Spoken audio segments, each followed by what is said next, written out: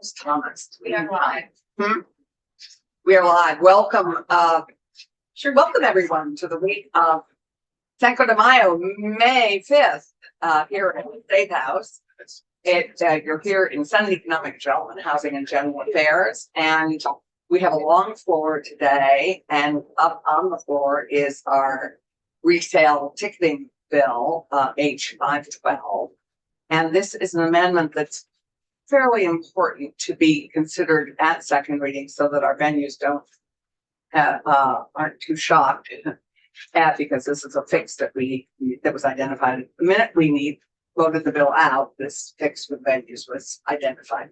So to discuss the fix that we are reviewing and hopefully voting out, we have our own wonderful legislative counsel, Cameron Wood.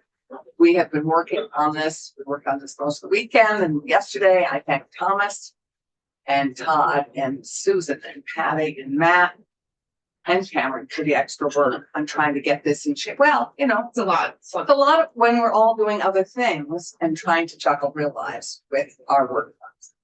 So thank you everybody for trying to get us to get. I would remind us as we go into looking at this amendment that I am really hopeful that we will look really at the things that address this bill. This is a bill about resale. And that we look at addressing some of the other issues that may come up in terms of primary ticket sales that we look at that maybe for next year. So Cameron, would you be kind enough to take us through the amendment? Yes, ma'am. For the record, Cameron Wood, Office of Legislative Counsel. I apologize. I do not have my laptop with me. Dealing with technical issues this morning, so I cannot share my screen. That's why you all have a paper copy and it's online. Draft 2.1 of an amendment to 512 as it was reported out of Senate Economic Development. It's drafted as an amendment from Senators Clarkson and Chittenden, but we can change that if the new council wants to sign on to it. There are two instances of amendment in this version, and they're both striking out a section or subdivision and inserting a new one, and the change in the language is highlighted yellow. So first, we're replacing the definition of independent venue with what you have here, or you would be replacing with what you have here on page 1. So it will be an independent venue means an event space that derives a majority of its revenue, excluding charitable donations from ticket events. And then the remainder of that definition remains the same. My understanding is this is addressing the scenario where you have certain independent venues, maybe nonprofits, etc., where the majority of the revenue is not coming from ticket, it's coming from something else, maybe charitable donations. So just wanting to make sure that you're including those entities. This adds a second sentence that says an independent venue does not include an event space that is a party to an exclusive ticketing agreement for the sale of original tickets with a ticketing company that directly or through an affiliated entity owns, operates, or promotes live entertainment events at 20 or more venues within the United States.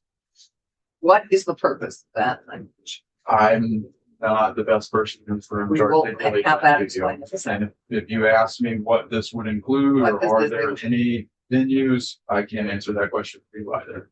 Okay. I'm not aware of the independent venues that have exclusive ticketing agreements for the sale of their original tickets.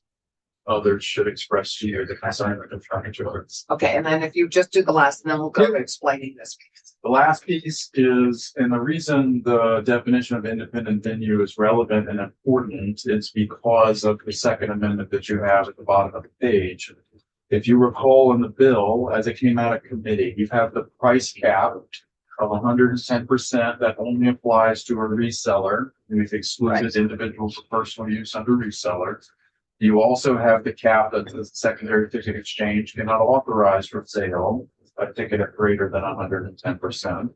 Then you added in a subdivision 3. Here's where I wish I had my computer and I could show it up, but it's what you have here at the bottom of 1 and top of 2.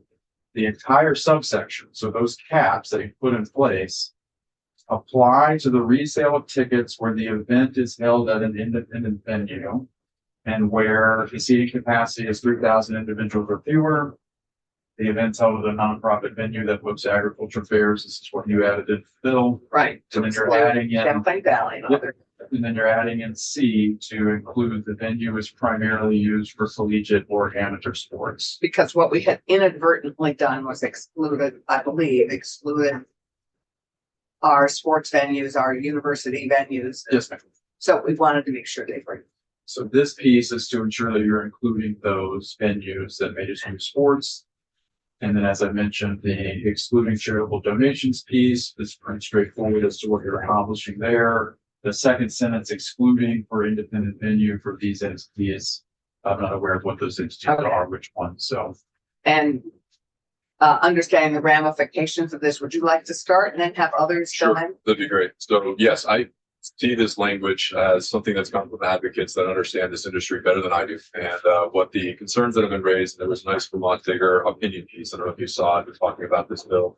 But the concern is that the ticket cap, which I understand is blazing new trails in the country, could invite what I would argue as monopolistic practices or invite Ticketmaster to come into the state where they could use their dynamic pricing in a variety of different ways. So I don't see this as actually affecting any change in Vermont.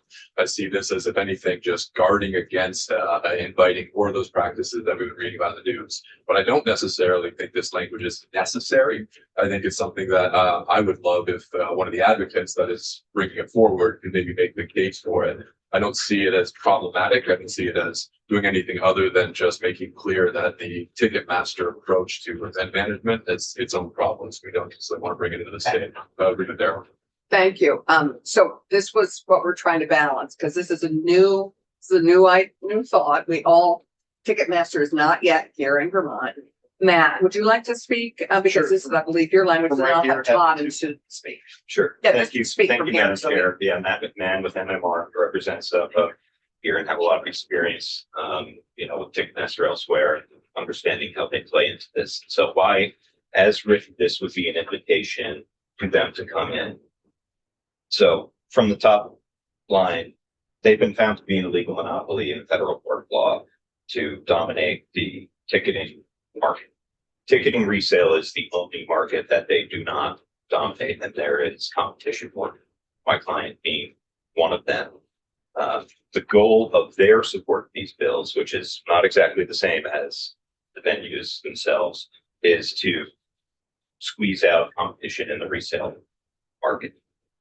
And so this language closes a loophole for a very narrow scenario, which is Ticketmaster approaches a venue to offer to handle bringing in the artists that Ticketmaster Live Nation controls, which is the artist management and event promotion piece of it, deciding when they perform, the primary ticketing, so when they sell at the box office, and then also saying, while we're at it, we'll also sign an exclusive contract for secondary ticket sales. So they catch, they obviously get a fee on primary, get a fee on resale, but they're also not subject to the resale cap if they are an exclusive contractor for resale. And so this is a situation that we're trying to avoid inviting this specific type of company monopoly, really a duopoly. They operate a monopoly in one area of the creative industry.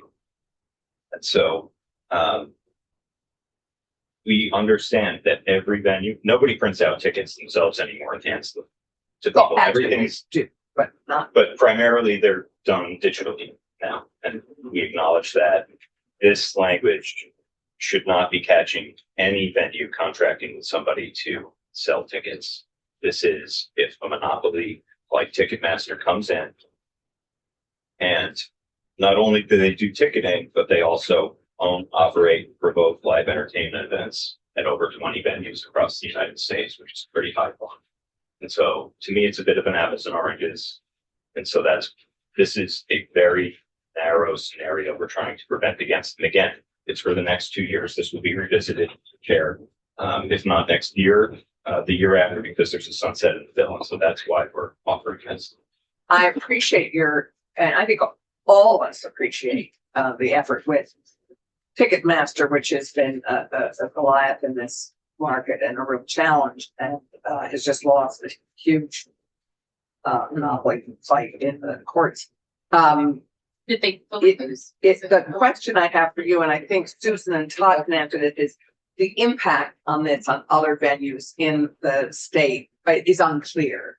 I mean, for some of this, in terms of, some of our venues do have agreements with other entities. So thank you for that. I appreciate that. That may tee us up for next year's work. I guess my concern is this is primarily about primary ticket selling. I appreciate this. I appreciate who we want to protect. But this bill is really about resale. So I appreciate that argument. And I'd love to just hear from Todd and Susan first, about sort of unforeseen consequences maybe of this language that we haven't had time to vet. So I think that's one of the concerns. Can I ask a question of Matt? Yeah, sure. Which of the entities in the space are publicly traded? So is Ticketmaster publicly traded? Yes, Seat Geek, yes, StubHub is publicly Yep. traded. StubHub. So, okay, So understanding that yeah, we view this, obviously, this is this would be a law that protects venues. We also view it as a consumer protection law. And Mhm. it's in that spirit that Well, we offer this yeah. language as well. Protects you. I mean, protects StubHub and other consumers. Dave. If I can, just Yeah. curious why the publicly Yeah, traded. I was curious about that. Oh, well, the first Positive and definition, negative. in the bill relies on publicly traded. So I was trying to figure out if we could create more congruency for whatever we're after in the second definition, because I mean, frankly, I don't like when we start to say in one section, we're talking about publicly traded companies and venues in more than 10 states. In another section, we're talking about, another bar in 20 or more venues in the United States. It's like, I think this is getting incongruent and I don't understand why or how. And that's a piece of part of why I'd like to wait for next year and address primary ticket selling. But Susan and Todd. Susan, sure. Sure. Good morning, everyone. Susan Evans-McClure. I'm the Executive Director of the Vermont Arts Council. I want to start briefly by just saying that the Vermont Arts Council, we don't have members. No one is paying us. There are no corporations who are paying us to do this. We are strictly here as a state agency and a state advocacy group to represent what our sector, the creative sector, is telling us is best for Vermont's creative sector. So that's been our primary goal through all of this. The language that was added specifically in this area is not about ticket resale. It's about primary ticket sales. Sharing this with our venues, they all said and agreed with the fact that Ticketmaster is a huge problem nationally. There was just a federal lawsuit. There was a ruling on the lawsuit, but there hasn't been any relief. Thank you. So no one knows what the outcome of that is going to be or how it's going to change Ticketmaster's practices. We hope it will change it for the better, right? For all of the venues and the artists. Adding in new language like this about how Vermont businesses can make decisions about what they do and how they run their business without hearing from them directly, they have huge concerns about. And I'm here on behalf of the venues. The venues have said they do not want this language added because it takes this bill in a totally different direction. They are very willing to partner on additional legislation next year that will address Ticketmaster issues, primary ticketing issues. It is not an area where anyone feels good about how things are running. At the same time, adding in some sentences that could potentially complicate and limit the way Vermont businesses make decisions, they don't want that to happen. So the arts sector is excited about this bill. They want it to apply to everyone. They are, as you've heard from them repeatedly, this ticket resale is a huge challenge for them. They have really slim margins. They're trying to do the best for their communities. This is an area where we can fix a problem. You all have identified how to do that. The bill is strong. Adding in this additional language that is not about resale, but it's about primary sale, just opens up a whole new can of worms. And I would really like those venues to have the opportunity to weigh in on that with all of you, share their perspective, share where they're coming from, and adding it right now will not give them the opportunity to do that.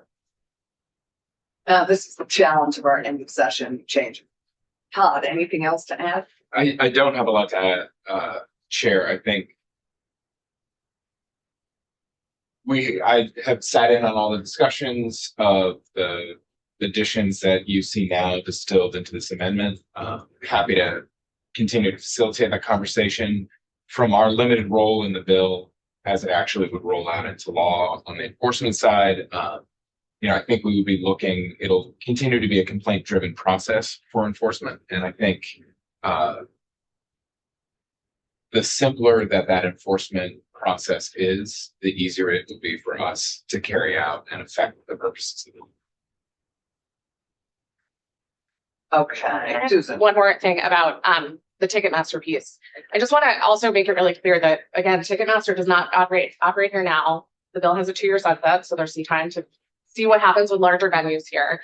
Also, it was said that Ticketmaster is supporting this resale bill. I have never spoken to Ticketmaster. They have never supported this bill in Vermont. They have never reached out to me. They've never reached out to anyone that I know of. It's just not. It's when the resale corporations bring up Ticketmaster, what we've seen in many states is that's a way to distract from the problem at hand. Problem at hand is the resale market is broken. This bill fixes that. That's what I really hope we stay focused on. So if I could just clarify what I Yes, said ma'am. earlier, Ticketmaster supports this type of law across the country. But while they have not testified in Vermont. You don't also represent Ticketmaster. No, Who represents Ticketmaster in the building?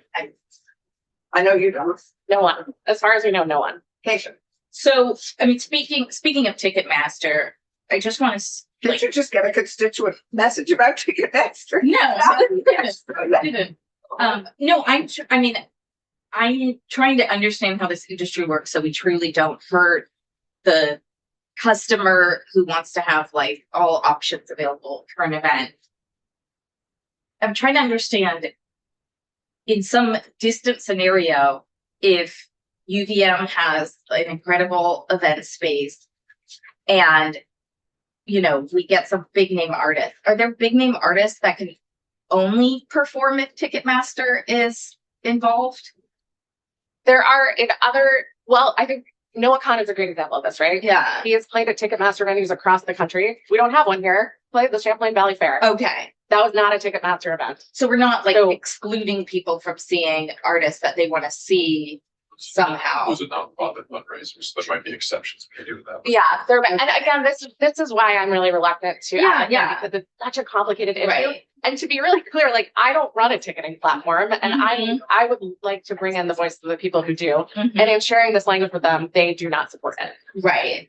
I mean, eventually I'd love for that venue to be managed by the Flynn, just like the waterfront. They have, Flynn does big concerts, Shelburne Museum, whatever. We have big names. I don't think this helps or hurts anybody in the room. I'm just trying to make sure we don't make an enemy out of Ticketmaster before we know if that means we can't get artists here. I think that's exactly what I would suggest to the committee, that we pull, as much as I appreciate the concern, and I appreciate it, I would pull this language at the moment. We have not had enough testimony on it. It's relatively last minute. And I really would hope that maybe over the summer and fall, the Arts Council and Matt and the AG's office and StubHub and whoever is interested could begin work on teeing up a primary ticket sale review and see what we need to do to protect consumers in the primary ticket market. I think that's the next step. I think it's an appropriate follow-up to this bill, but I would encourage us to keep this narrow and just address the resale issue that I think, have addressed well in this. And so with that, I would propose that we adopt this amendment, but without this sentence that begins with an independent venue and ends with states. Is that okay with people? Just want to say part of the reason why I just want to have this discussion Yeah. is to hear other committee members. Yeah. So I'd love to know what your thoughts are on this. And all I'm trying to do is navigate with consumer protection Yeah. at the heart between two commercial and stakeholders duking it out in this ticket arena that I'm not quite Every familiar time with. we do last minute amendment, which we haven't had enough testimony on, in some cases, there are issues or areas we don't understand. We wind up adding heat and boost. Right. I know that, right? Yeah. Second, we There. might as well write an amendment that, as part of your exception, just indicates an independent venue is not one that begins with the letter T. Hmm. I mean, and again, this is not well thought out, or it's been thought out, but not with the right result. And I believe shares a motion of, let's take it up next year. We've got time to understand what we're doing. But Madam Chair, you are proposing to keep page 2, line 4.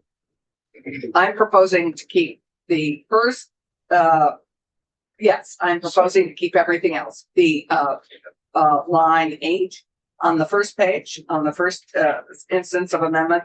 And in the second instance of amendment, line 4 on the second page.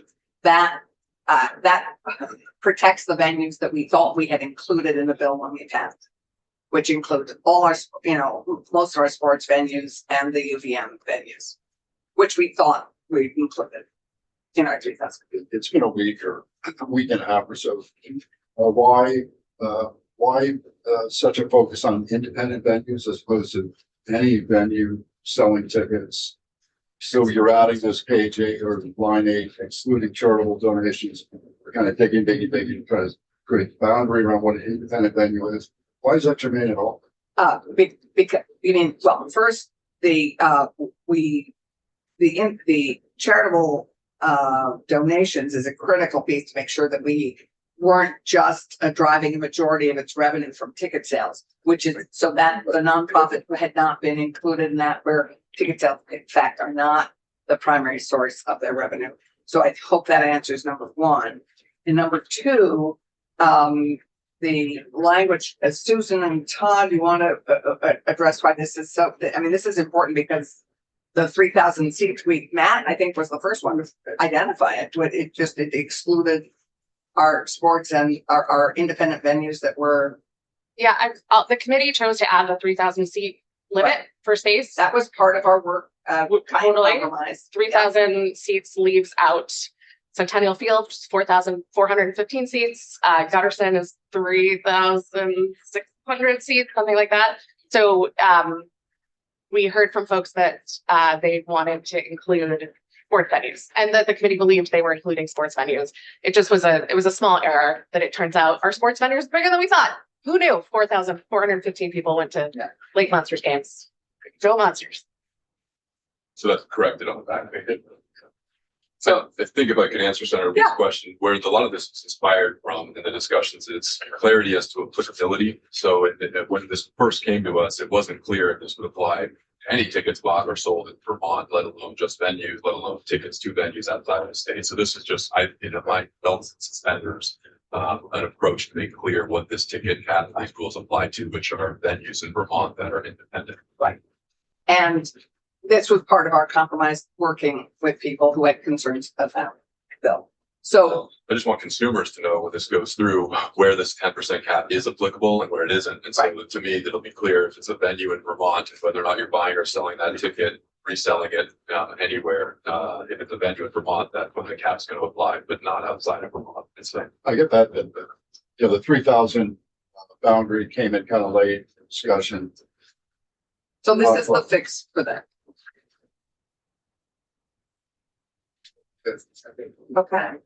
Thank you for having the discussion, Madam Chair, because I was really ambivalent on this piece. So, and I'm hoping that everybody wants to be on the amendment because it's just Chittenden and Clarkson right now. But if the committee is supportive of this, I'd certainly welcome all 5 of us.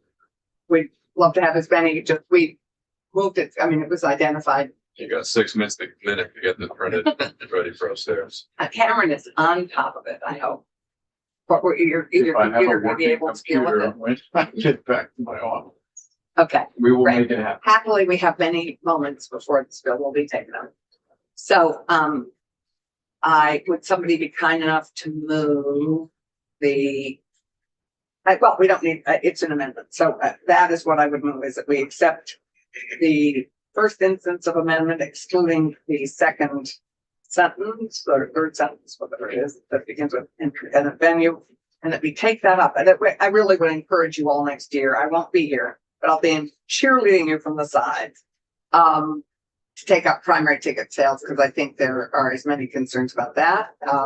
And then in the second instance, the venue that clarifies what the venues it applies to. It's the draft 3.1. Great, and we will get it up to So anyway, As let's, soon as I get a physical copy, I will bring it to you on the. right, and to Bloomer who has the copy. Let me just ask a question, make sure I understand this bill. Yeah. All the time. The last sentence in the amendment, the venue primarily used for region and sports. Do you have any venues in Vermont that are not, that do not fall into that category that you would want to fall into this amendment That question. Oh, I think that's for all of us. for everyone? I think we covered all the venues that we think, this bill applies to. So it ranges from the biggest area we have, which is the Lake Champlain exhibition space, which seats 10,000, down to our smallest venues, which are 100 or less than 100. So I think and with this amendment, we include, the 3,000 or less, we include the venues that are slightly larger than that, which, are mostly our sports arenas, I believe. And really, any, like, even if it was Coventry, if it's charitable, Yes. it could be as big as. So when the VSO performs at Shelburne Museum, that would be covered. I mean, I think we've been thoughtful about the rest of the gatherings that this could apply. So we are being called to the floor. Senator Clerk, would you be kind enough to call the roll? Yes. Senator Chittenden. Yeah. Senator Robbins Hill. Yes. Senator Clark. Yes. I will make the change. Am I adding anyone else's name to the amendments? Yeah, that, Are your names on the amendment as well? Is that? is it okay if we do the whole committee? Yes. Fine by me. More the merrier. Okay, thank you. Thank you, everybody. Thank you, everybody, for your work. Matt, thank you for Thank raising you, this Senator. additional issue. Yeah. And let's, Thank you. I'm happy